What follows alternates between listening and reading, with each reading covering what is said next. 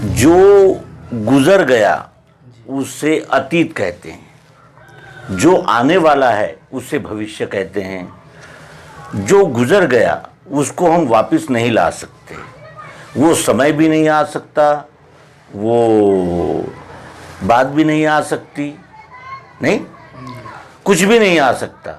जो गुजर गया वो गुजर गया, अब उसको लौटा के नहीं लाया जा सकता। हाँ, उनकी यादें की जा सकती है कि ऐसा था, वैसा होना, यानी वैसा था अब वो नहीं है, नहीं समझे जी। ये अतीत के बारे में। लेकिन मान लो कि मैं अतीत में एक बहुत बड़ा जागीरदार ज़मींदार था और वो सब मैं चला गया मुझसे, अब मेरे पास कुछ भी नहीं है।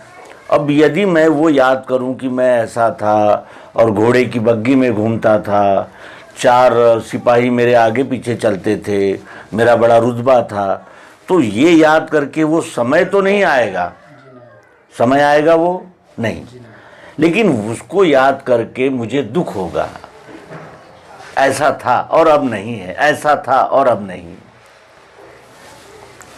मान लो अतीत में कोई बहुत बड़ी गलतियां मैंने कर ली, अब उन गलतियों को मैं अगर यही सोच के अभी याद करूं कि वो गलत हो गया, वो अच्छा नहीं हुआ, वो बुरा हुआ, वो ऐसा नहीं होना था, तो उससे भी हम अपनी गलती नहीं सुधार सकते।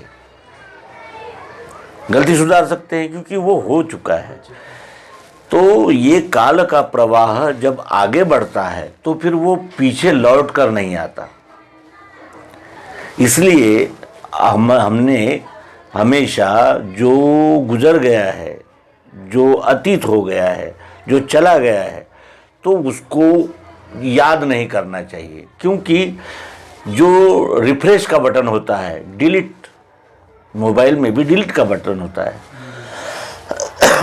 डिलीट का बटन क्यों होता है? क्योंकि अगर हमने उन बातों को डिलीट नहीं किया तो वो हमारा मोबाइल हैंग हो जाएगा। उसी तरह यदि हमने पुरानी यादों को डिलीट नहीं किया तो हमारा जो मस्तिष्क है जी वो हैंग हो जाएगा। क्योंकि उसमें जैसे कोई चीज़ अगर खाली है तो उसमें हम कुछ भर सकते, लेकिन अगर उसमें पहले ही भरा हुआ है तो फिर हम कैसे उसमें कुछ भरेंगे। मान लीजिए कि अभी आपको कोई नया विचार, नई भावना, नए संबंध, नई यानी जो कार्यकलाप हो रहे हैं, उनको अगर मस्तिष्क में बिठाना है, कुछ सोचना है, तो आप वो नहीं सोच सकेंगे क्योंकि ये जो मेमोरी है वो भरी हुई है। इसलिए हमें उस मेमोरी को खाली करना होता है। और खाली करने का तरीका क्या है कि जो गुजर गया वो अब वापस नहीं आ सकता है, ये पक्का ध्यान में रखें। और फिर एक बात और होती है कि मनुष्य बुरी बातों को भूलना चाहता है और अच्छी बातों को याद रखना चाहता है। बुरी बातों को भूलना चाहता है, अच्छी बातों को याद करना चाहता है। तो कुछ बातें डिलीट करता है और कुछ बातें सेव करके रखता है, लेकिन कभी भी एक बात का दूसरी बात से लिंक लगा रहता है हमेशा। जैसे मैं अगर अपने पिताजी की मृत्यु को याद करूं तो उसके साथ मुझे ये भी याद करना पड़ता है कि उसी साल मेरी लड़की फेल हो गई परीक्षा में, या उसी साल मेरा मकान बिक गया, या उसी साल वहाँ एक्सीडेंट हो गया।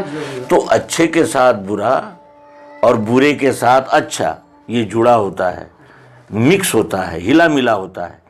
तो अच्छा भी भूलना है तो भी हम बुरा भूल सकेंगे।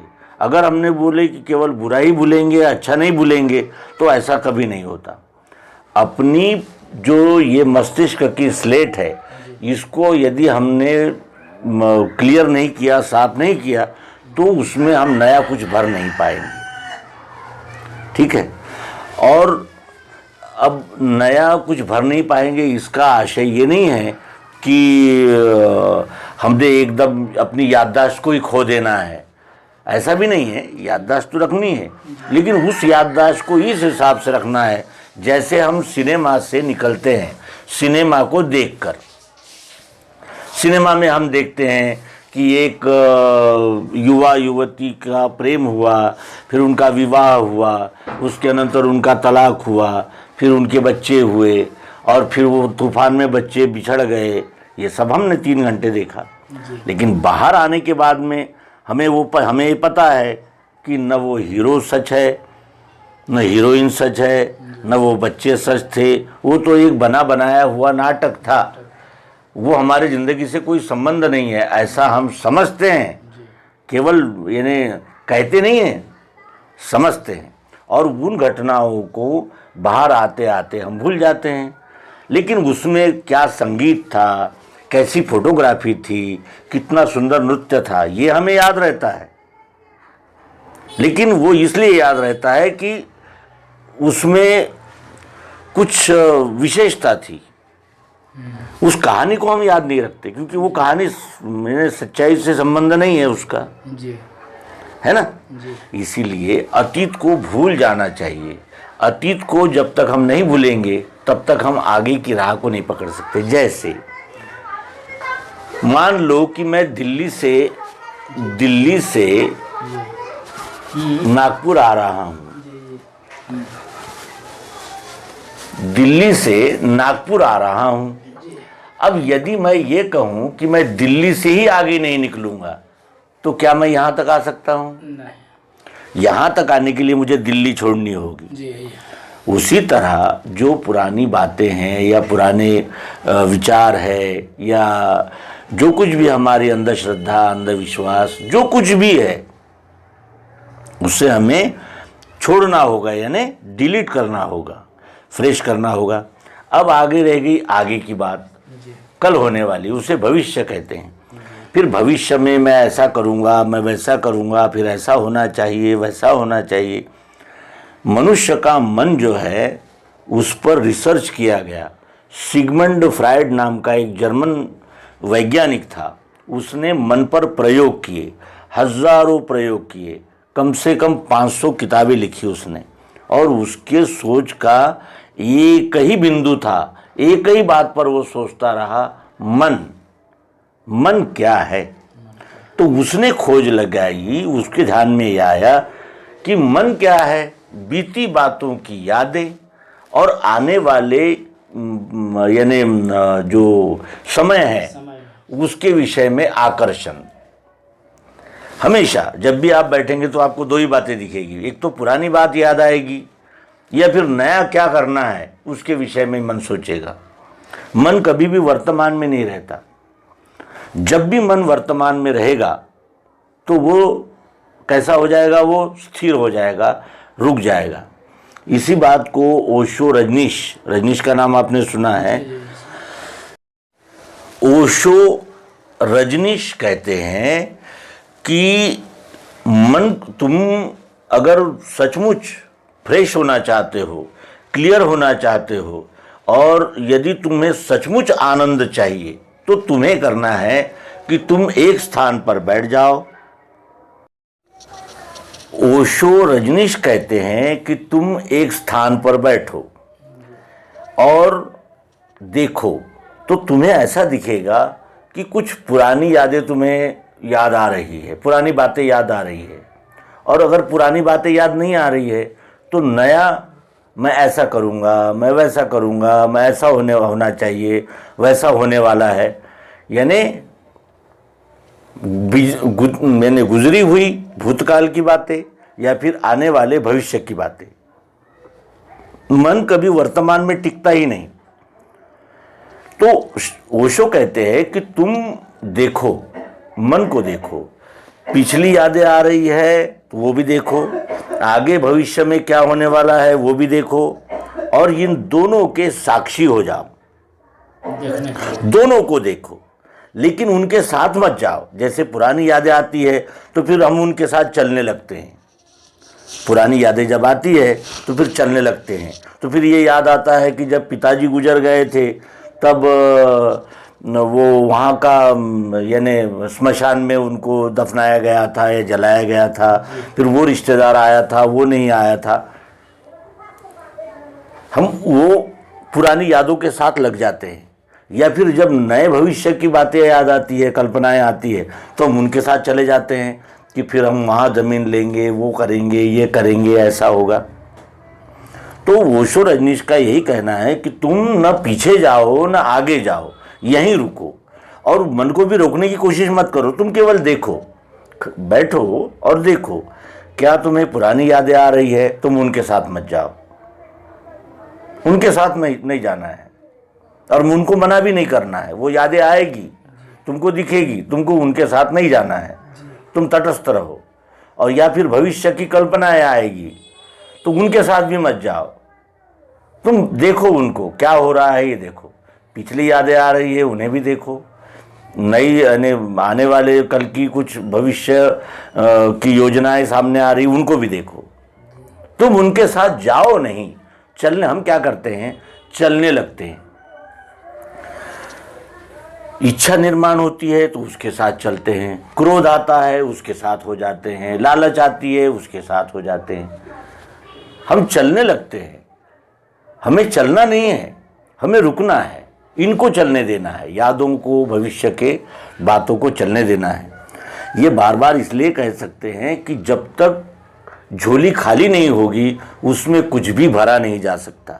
और अध्यात्म विज्ञान से यदि अपनी झोली को भरना है तो हमें अंधविश्वास, अंधानुकरण और किताबी बातें, इसने ये कहा था, उसने वो कहा है, इस किताब में ये है, उस किताब में वो है, इनका ऐसा कहना है, उनका ऐसा कहना है, ये सारे कहने सुनने की बातों को अलग रखना होगा। और यहाँ न भविष्य की बात है, न भूतकाल की बात है, न गुजरी हुई बातें हैं, न आने वाली बातें हैं। यहाँ तो प्रत्यक्ष अभी, इसी समय, यथार्थ। और सबसे बड़ा नुकसान बीती हुई बातों में या आने वाली बातों में अपने आप को जब हम इन्वॉल्व कर लेते हैं, जब जुड़ जाते हैं, तो उसका सबसे बड़ा नुकसान होता है कि हमारा वर्तमान चला जाता है और उसमें हम कुछ नहीं कर पाते। जैसे अभी यदि यहाँ बैठकर हम भविष्य की बातें सोचते रहेंगे या फिर गुजरी हुई यादों को याद करते रहेंगे, तो अभी ये जो समय मिला है ये तो हमारा उसमें व्यर्थ जा रहा है। अभी जो करना है, क्योंकि अभी जो करेंगे उस पे भविष्य आधारित है। अभी अगर करेंगे वही भविष्य में हमें नजर आएगा। तो हम ये अतीत के चक्कर में पड़ के अपने भविष्य को खराब क्यों करें? अतीत को भूलना होगा, हमें सब कुछ भूलना होगा। जो गुजर गया है वो वापस नहीं आ सकता, उसमें सुधारना नहीं हो सकती, ये निश्चित है। वो समय भी गया, वो बात भी गई, वो संदर्भ भी गए। यदि अगर मैं आज ये याद करता रहूं कि मेरे पिताजी तो बड़े तहसीलदार थे, तो वो तहसीलदारी भी नहीं रही, पिताजी भी नहीं रहे, तो अब वो केवल यादों को याद करके मुझे क्या लाभ होगा, है ना? इसीलिए ये अतीत और भविष्य का झगड़ा छोड़कर वर्तमान में ही अपने आप को उपस्थित रखना चाहिए। यदि हम किसी का प्रवचन सुन रहे हैं और वहाँ वक्ता बोल रहा है, हम सुन रहे हैं, लेकिन वक्ता अपनी बात बता रहा है, लेकिन हमारा मन यदि 25 साल पीछे चला जाए या 10 साल आगे चला जाए, तो वो जो वक्ता है उसकी एक भी बात हमारे ध्यान में नहीं रह सकती। वक्ता की बात को समझने के लिए हमें वर्तमान में रहना होगा। कभी कभी होता है कि हम बैठे रहते हैं, हमारे सामने से कोई चला जाता है। जब हमसे कोई पूछता है कि क्यों भाई यहाँ से वो व्यक्ति गए क्या, तो हम कहते कि मुझे नहीं पता। क्यों? ध्यान में। हाँ, हमारे सामने से ही तो गया था वो, लेकिन हमारा ध्यान वहाँ नहीं था, हमारा ध्यान कहीं और था। अगर हम अपने ध्यान को कहीं और रखकर काम करेंगे तो उसका कोई भी लाभ नहीं होगा। केवल पुरानी बातों में रम जाने से भविष्य को नहीं बनाया जा सकता।